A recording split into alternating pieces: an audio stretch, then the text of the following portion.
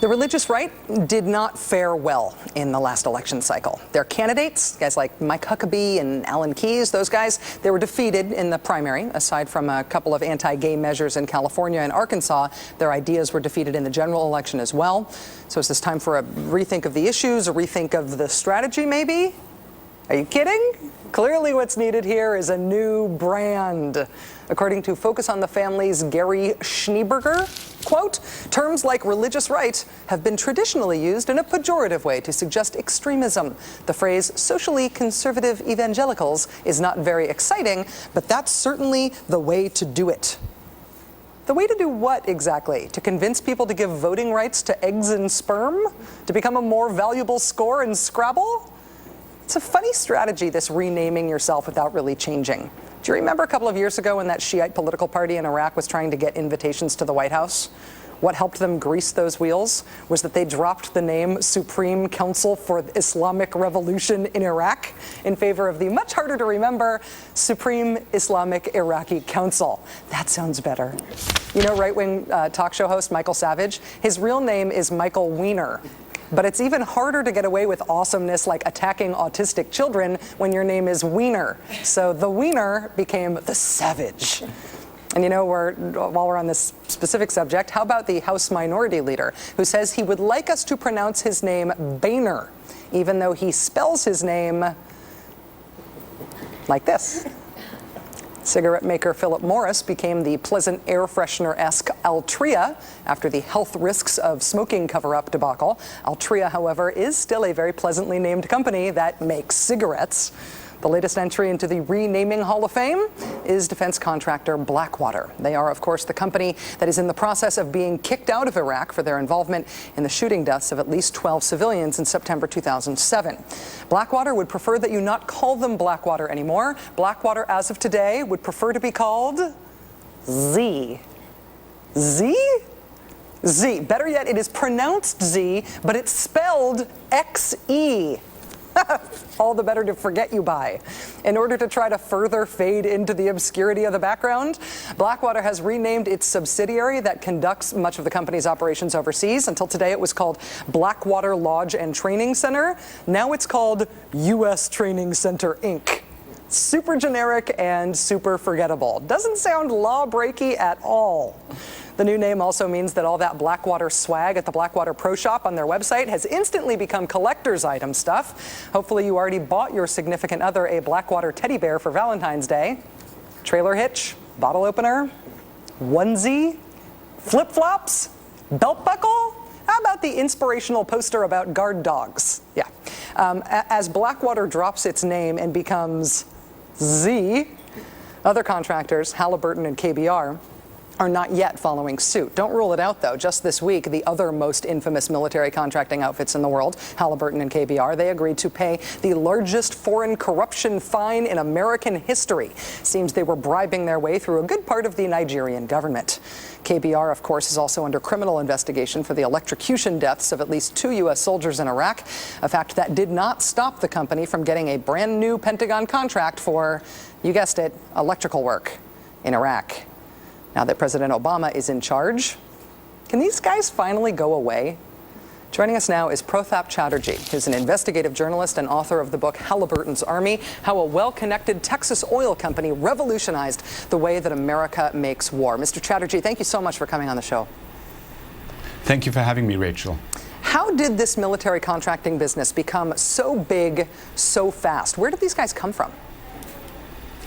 Well, Halliburton is from Texas, and KBR is also from Texas. These are companies that are, started in the 1920s.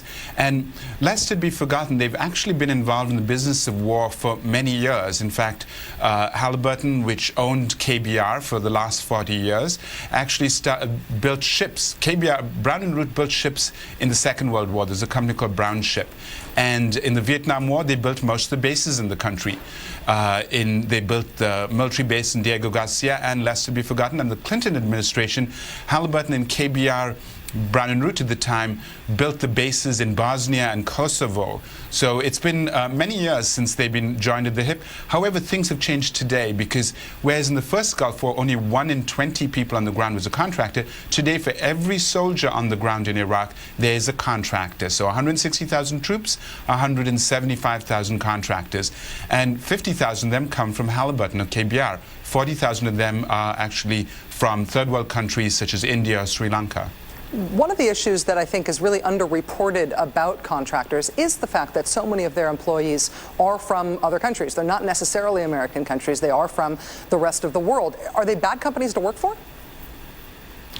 Well, Halliburton or KBR, which is the company that now holds the country, you have to understand that Halliburton and KBR split up. They got divorced, and so now KBR is the company in Houston that does the work. They pay Indian workers who clean toilets and that sort of thing $300 a month, which doesn't sound like a lot of money.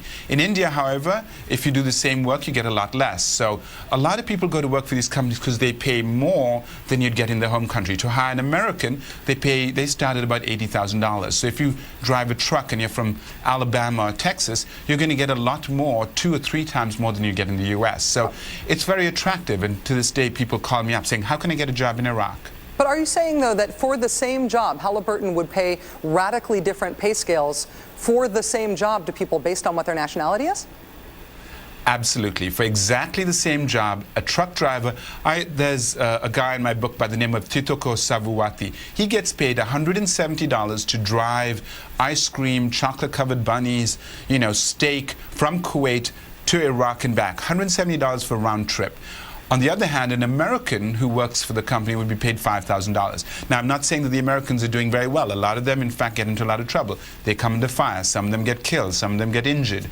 So it is not necessarily better for an American, but the very same job, very different wages. Between $1,000 for a Fijian or $500 for a Sri Lankan, and again, it depends on your nationality, and $5,000 for an American. It is based entirely on where you were born and the kind of passport that you carry.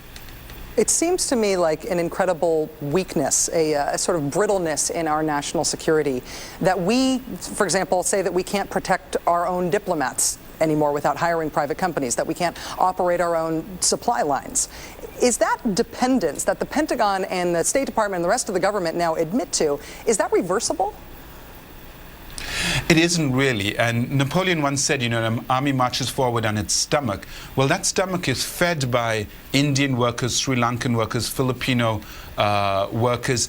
And today, if Obama were to say, okay, that's it, we're going to fire Halliburton and KBR and kick them out of the country, that army would no longer be able to march. We are entirely dependent on contractors to be able to get us to Iraq. If he were to say, tomorrow we don't want any more, we want to leave Iraq, well, those supplies, to bring them back, those containerized kitchens, those F-18Es, they have to be brought back by contractors. They were shipped there by contractors. But the reason I'm confused, though, is that we didn't always use contractors for this much of what we did, even though contractors have been around for that long. So presumably, it feels irreversible to do it in the short term, but we could scale down to what we'd had before, couldn't we?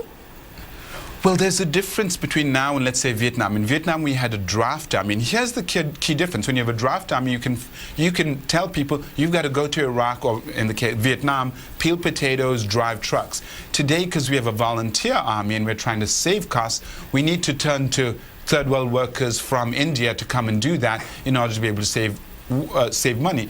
It's actually in some ways become very easy, because a soldier now goes to Iraq and is fed, by an Indian worker. He presses a button, or she presses a button and drops a bomb in Yemen or Pakistan.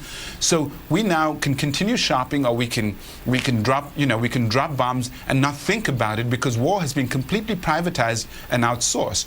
American soldiers probably still shoot guns in an actual battle, but a lot of times that work is the stuff that's dull, dirty, and dangerous is done by Indian workers or by robots in the sky. Well, some of what's dangerous, certainly being out there as an infantryman, is pretty dangerous. Absolutely, absolutely. I would not disagree with that. Prothap Chatterjee, author of the book Halliburton's Army. Thanks for coming on the show tonight. Appreciate it. Thank you for having me, Rachel.